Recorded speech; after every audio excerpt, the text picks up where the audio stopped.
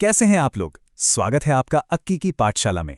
तो आज इस वीडियो में हम लोग रीजनिंग का सबसे कठिन लगने वाले चैप्टर स्लॉग यानी कथन निष्कर्ष वाले चैप्टर को बिना पेन उठाए सॉल्व करने की ट्रिक जानेंगे। तो वीडियो में अंत तक बने रहिएगा। चलिए सीधा एक सवाल से ही शुरू करते हैं। स्क्रीन पर देखिए, ये एक बहुत ही कॉमन सिलॉगिज्म का सवाल है। अब इसे देखकर अक्सर दिमाग घूम जाता है ना।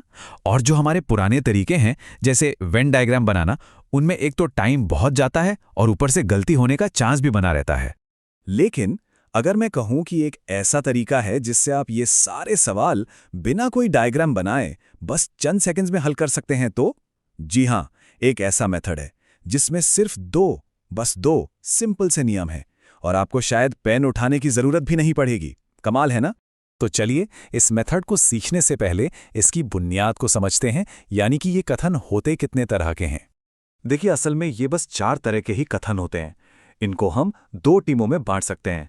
एक है पॉजिटिव टीम जो कुछ होने की बात करती है, और दूसरी है नेगेटिव टीम जो किसी चीज को नकारती है। बस इतना ही सिंपल है। और अब वो चीज जिसका आपको इंतजार था, हमारा सीक्रेट कोड 100 बाय 50 मेथड।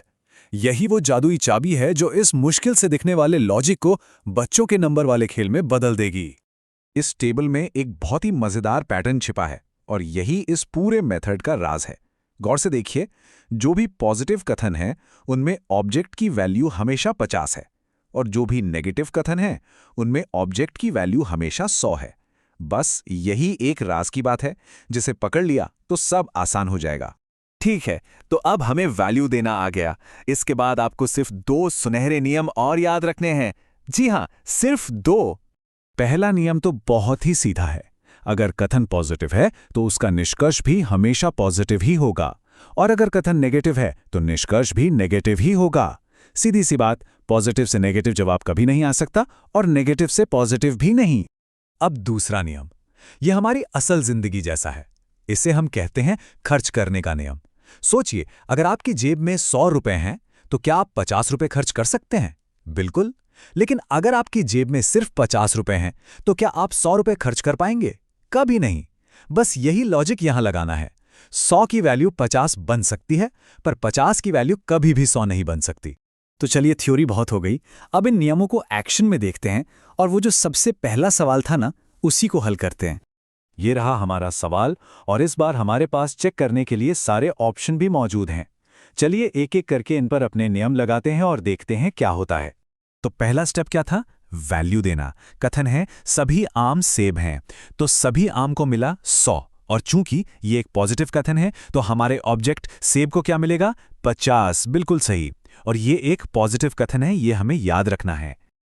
अब देखिए हमारे पहले नियम का जादू। हमारा कथन पॉजिटिव है तो इसका मतलब कोई भी नेगेटिव निष्कर्ष सही हो ही नहीं सकता। तो ये जो निष्कर्ष नंबर 3 और 4 हैं, इन्हें तो हम बिना सोचे समझे ही गलत मान सकते हैं। देखा, 2 ऑप्शन तो ऐसे ही हट गए। अब हमारे पास सिर्फ 2 पॉजिटिव निष्कर्ष बचे हैं।